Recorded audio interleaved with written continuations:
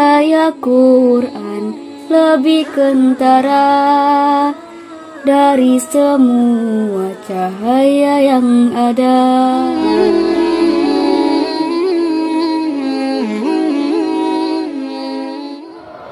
Bismillahirrahmanirrahim. Assalamualaikum warahmatullahi wabarakatuh.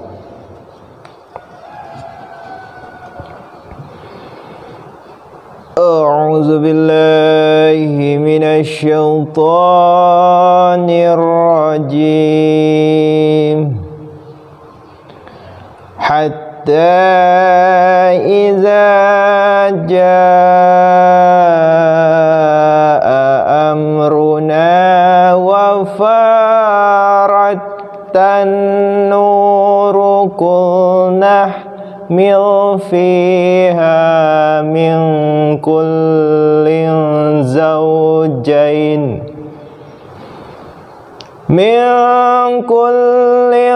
zawjain isnaini wa ahlaka illa man sabaqa alaihi al-qawlu wa man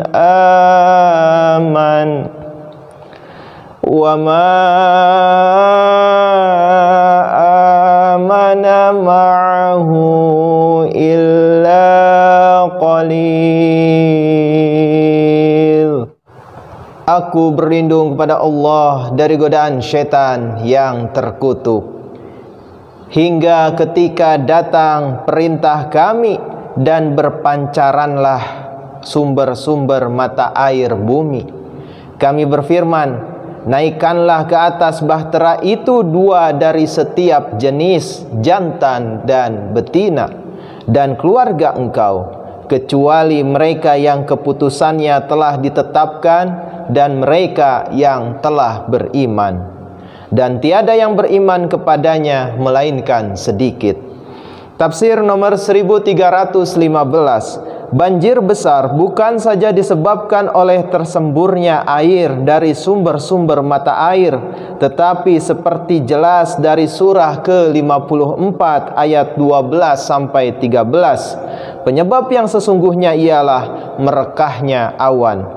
Hujan turun bagaikan dicurahkan, dan sejauh mata memandang hanya air dan air belaka yang nampak. Dan seperti umumnya terjadi waktu hujan lebat, air mulai keluar pula dari dalam tanah, dan mata-mata air serta air-air mancur mulai menyembur. Dan dengan demikian air dari langit dan air dari bumi kedua-duanya membanjiri dan menggenangi seluruh negeri.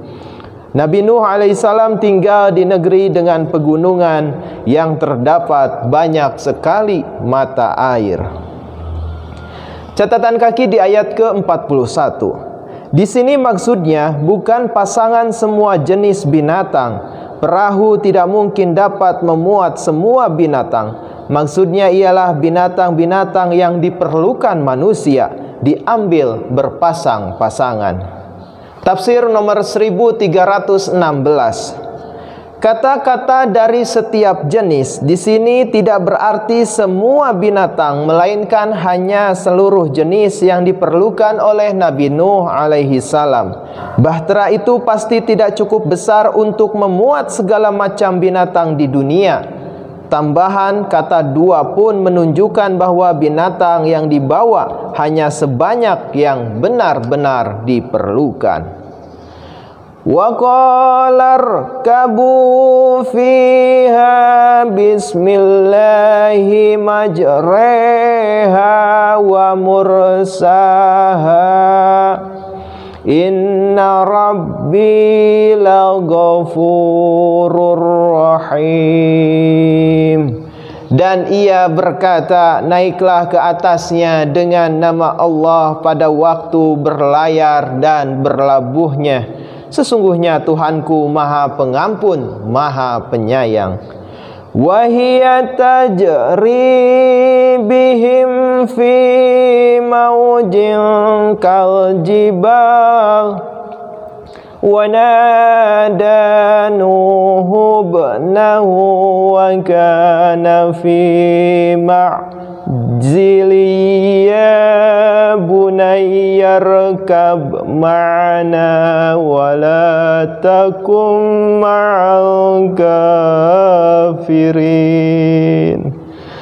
Dan berlayarlah bahtera itu dengan membawa mereka di tengah ombak laksana gunung. Dan Nuh berseru kepada putranya yang berada di tempat terpisah, "Hai putraku, naiklah beserta kami dan janganlah engkau termasuk orang-orang kafir."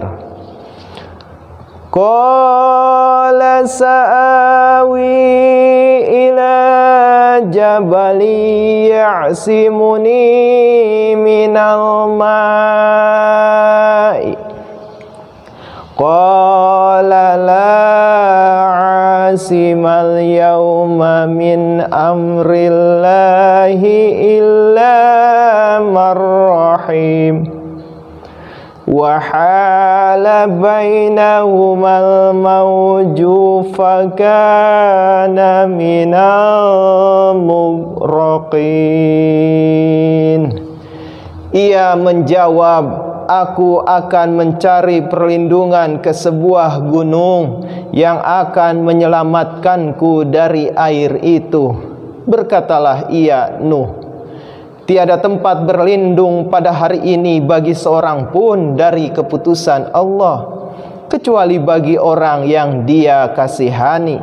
Lalu gelombang menjadi penghalang di antara keduanya, maka jadilah ia termasuk orang-orang yang ditenggelamkan. Tafsir nomor 1317. Ayat itu menunjukkan bahwa tempat Nabi Nuh alaihi salam tinggal dikelilingi oleh pegunungan. Kata jabal yang dipakai dengan nama jenis atau dan bukanlah al-jabal menunjuk kepada kenyataan bahwa ada rangkaian gunung yang pada salah satu di antaranya anak Nabi Nuh alaihi salam mungkin telah mencari perlindungan. Pada hakikatnya, daerah itu agaknya suatu lembah dengan gunung-gunung menjulang di sekitarnya, bahwa daerah demikian menjadi cepat tergenang air karena hujan lebat, bukan merupakan suatu hal yang luar biasa. Wa qila ya ardu bla'i ma'aki wa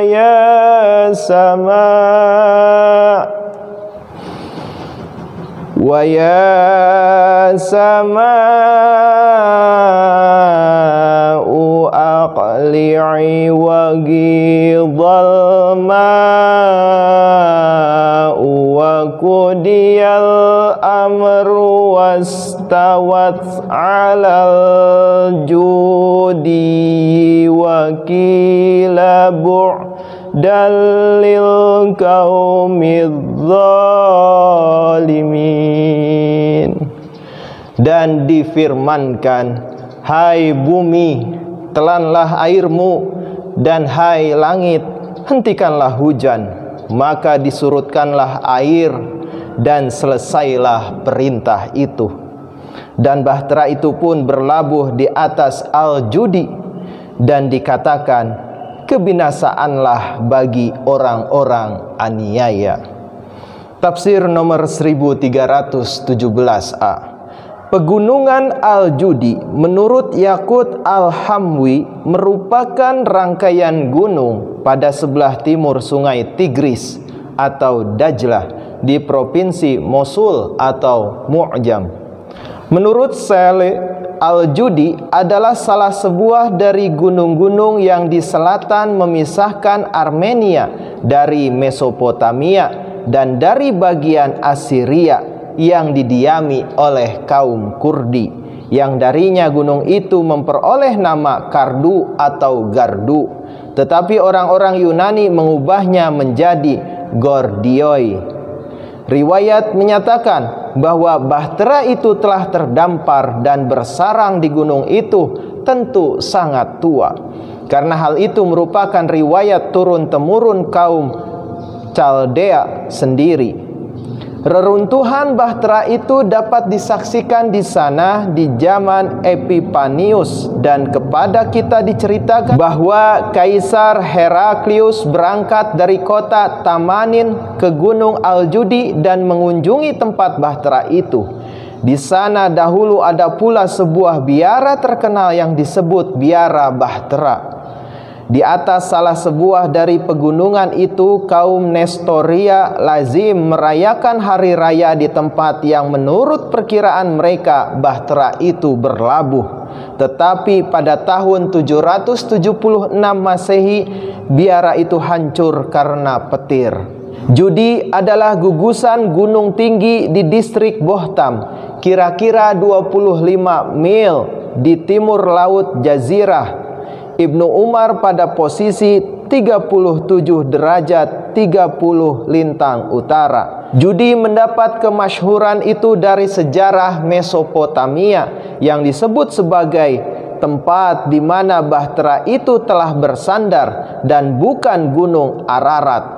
Keterangan-keterangan dari kitab-kitab suci yang lebih tua menetapkan gunung yang sekarang disebut Judi itu, atau menurut sumber-sumber Kristen, pegunungan Ordiene, sebagai tempat terdamparnya bahtera Nuh. Keterangan Encyclopedia of Islam jilid 1 halaman 1059. Sejarah Babil pun menetapkan letaknya Gunung Al-Judi itu di Armenia, dan Bible mengakui bahwa Babil adalah tempat keturunan Nabi Nuh alaihi salam pernah tinggal. Keterangan Kejadian 11 ayat 9.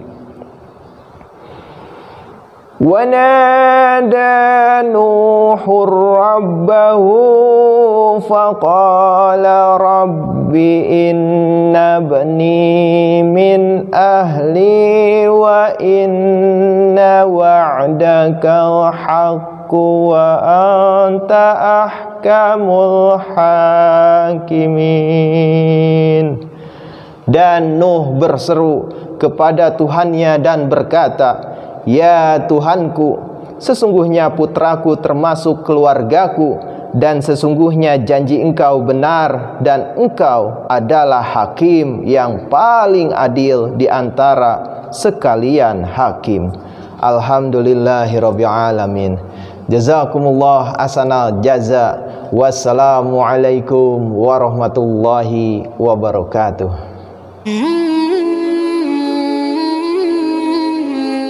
Cahaya Quran lebih kentara dari semua cahaya yang ada. Sucilah Dia dari siapa datangnya ini lautan cahaya. Wahai Ilahi, Quranmu ini suatu alam berwujud sendiri. Segala sesuatu kami butuhi ada